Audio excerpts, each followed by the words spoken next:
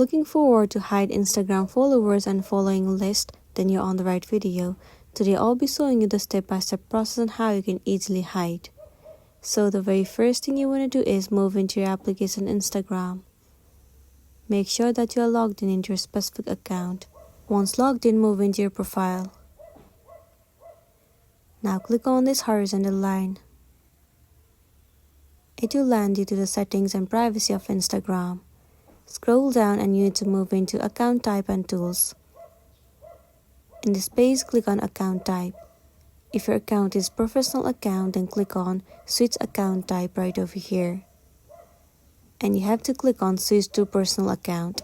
Once again, click on it. Once your account has been switched to personal, now head over to account privacy and turn on private account. Once the private account has been turned on, your followers and following list will be hidden to all the people who doesn't follow you. But the people who follows you will be able to view it. So that's the end of the video. If this video really helped you, give it a like and check out our next tutorial. Thank you.